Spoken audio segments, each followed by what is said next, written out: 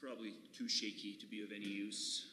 I wanted to do a really quick video, but I think even for a quick video, the level of shakiness on this damn stand is fucking acceptable. But whatever. I'm not even gonna put this on YouTube. I'm gonna put it on my Google Plus because, yeah, look at this. I do a tiny bit of a thud with my foot and it shakes like a motherfucker. So this is gonna be very limited audience. Google Plus viewers, all 13 of you, or whatever it is. Like, I think I have like 55 followers on Google Plus. But hey, why the fuck not? So, but I have a very straightforward point that can be made in probably less than a minute. So I've rambled on for far too long. The prelude to the video is going to be longer than the video itself, which makes no fucking sense. But why is it that in this online scene where anti-PC sentiment has been mounting for what seems to be over a decade and has gone into overdrive the last couple of years, and I would say rightfully so, but why ignore the elephant in the room? And of course, the elephant in the room is, like, what is the cornerstone of PC culture? When I think of cornerstone of PC culture, I think of things like the FCC, something that's been actually relaxed in recent times. And why does the FCC exist? When you think of FCC, what's the first thing, the first image that comes to your mind? Well, to me, I hearken back to Helen Lovejoy from The Simpsons screaming, "Think of the children."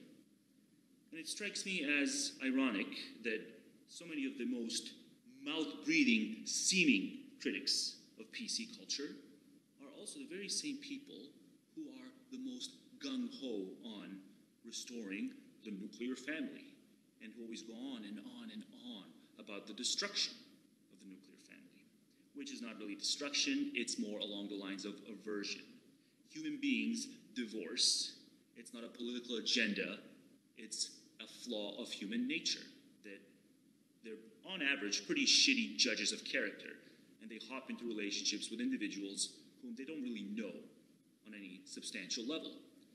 So when someone's talking about the destruction of the family unit, what they're really going on about is lenient divorce laws.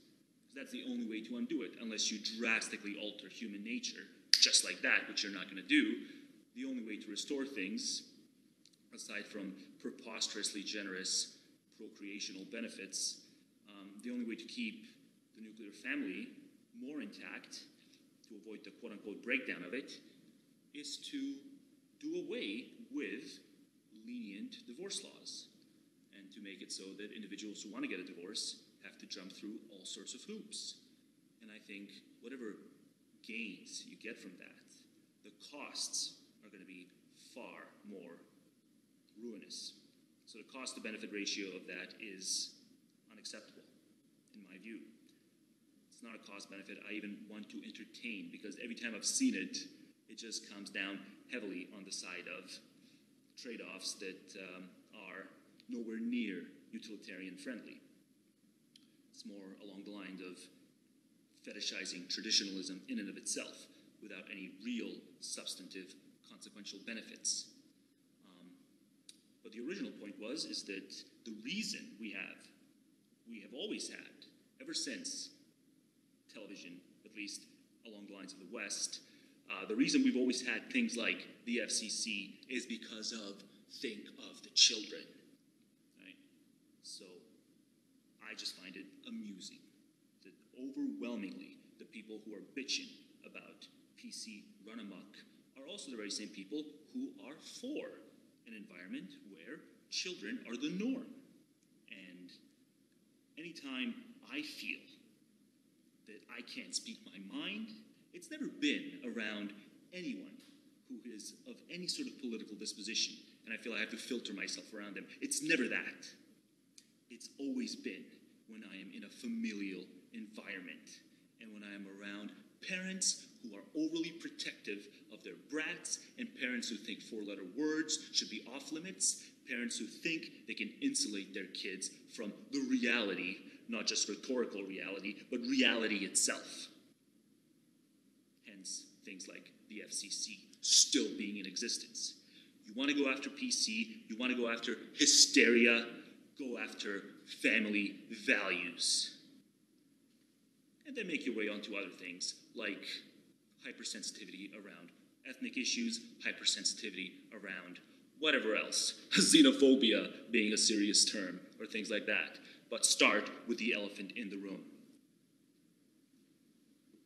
I have to do an add-on to that because I had to abruptly finish it, in case you hadn't noticed, because it was actually filmed at the kitchen of my workplace, which is where I'm going to try filming more videos from here on out, insofar as I do videos from here on out.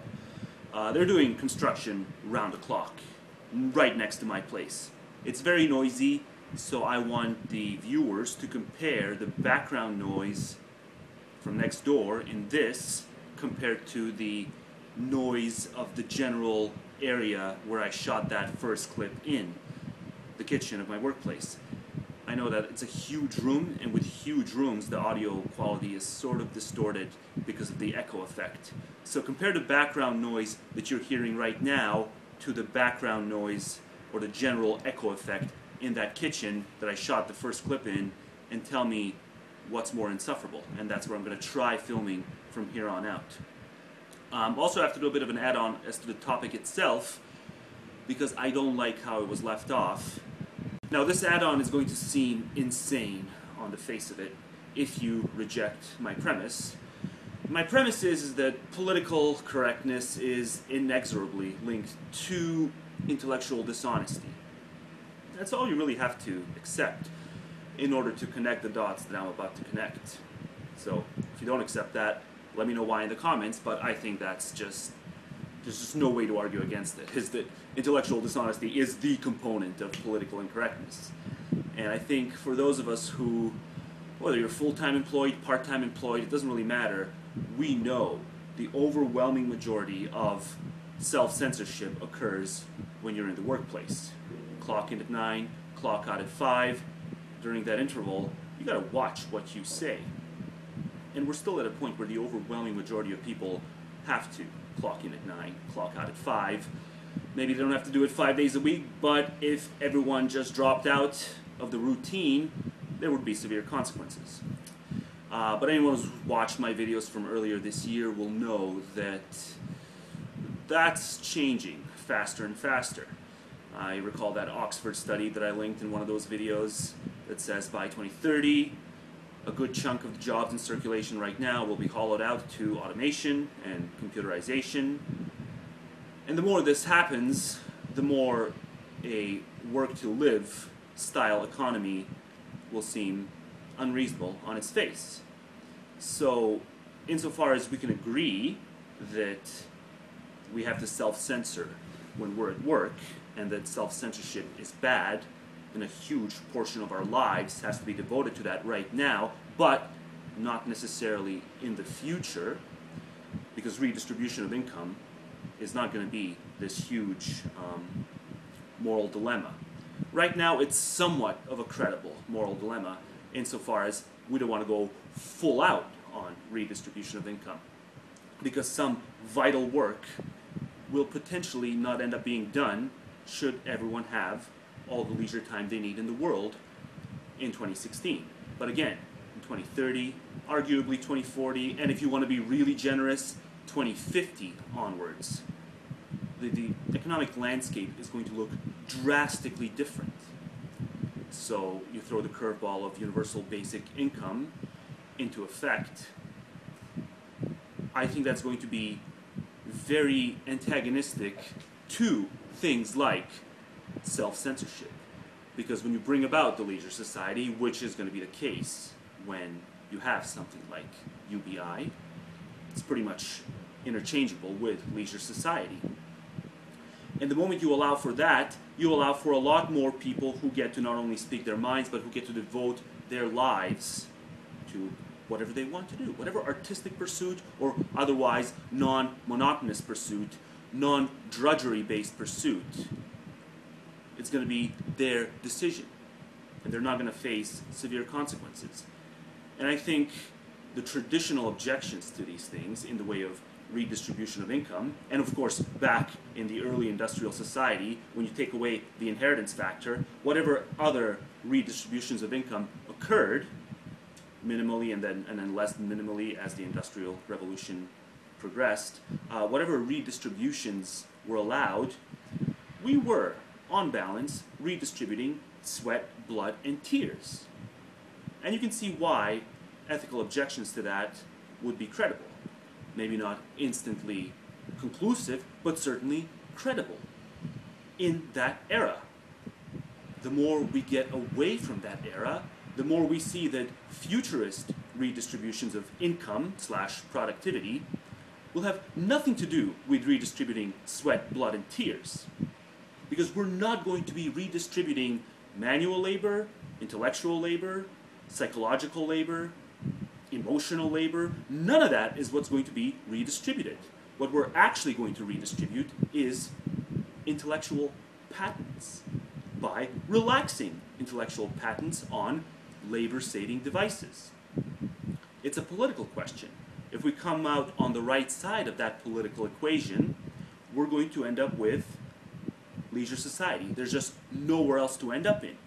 And I think this is conducive, if you accept that original premise that I referenced, I think this is conducive to hostility toward political correctness, insofar as you allow political correctness to be inexorably linked to things like self-censorship, which, in my life, I know the majority of the self-censorship I have to do, or fuck, not even the majority of it, all of it. Every last bit of self-censorship I have to engage in occurs when I am at the workplace. It does not occur when I am debating people either in real life or online. It's strictly when I'm being paid. So if you do have a problem with people not being allowed to speak their minds, then redistribution of income, you cannot categorically object to redistribution of income / productivity / the relaxing of intellectual patents on labor-saving devices. You cannot categorically object to that, because then you are, in this roundabout way, making apologetics for the perpetuation of self-censorship, of thought crimes even, during the workplace, when we're not surrendering anything of comparable value by abandoning it. I think this is what the landscape of PC versus anti-PC discourse is going to look like in the future. And I don't see any way around it. There has never really been a categorical argument against redistribution of income. It was always a circumstantial argument. Redistributing sweat, blood, and tears is very ethically tricky. Redistributing innovative, labor-saving devices, the benefits of that, the productivity of that, is ethically blind. Like, objections to that style of redistribution is ethical blindness, because we're already standing on the shoulders of innovative giants. It would be equivalent to having an intellectual patent on the wheel.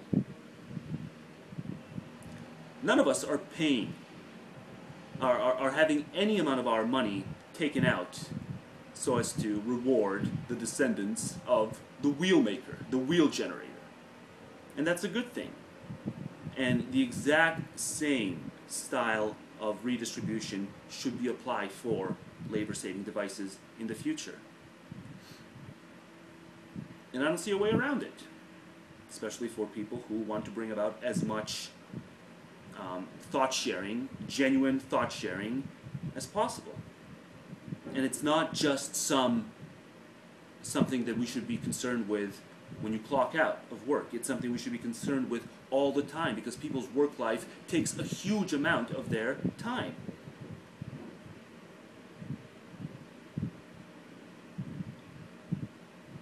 Just think back to all the people who cannot partake in intellectual discourse or any sort of discourse because they are drowned by the amount of work they do, having to work 2 jobs, sometimes even 3 jobs. The amount of people we could potentially lose who could contribute tons are potentially countless unless we make the right decisions here.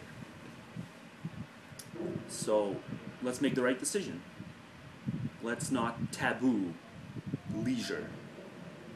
And let's do away with archaic notions of working to survive in the name of political incorrectness, aka intellectual honesty. Promoting that which can maximize intellectual honesty, not only in this narrow sense for when you clock out, but all the time. Being able to, I want to see a world where people can speak their minds as much as possible. And any authentic open marketplace of ideas should strive for the exact same world, insofar as we have to surrender nothing of comparable value. So, also, insofar as you have a very elastic notion of what constitutes degeneracy, which seems to be the case nowadays, I don't see how you can be one of these anti-PC people but then turn around and bitch about degeneracy. I just also think that's a bit of a doublethink there, but I'll leave that for another video.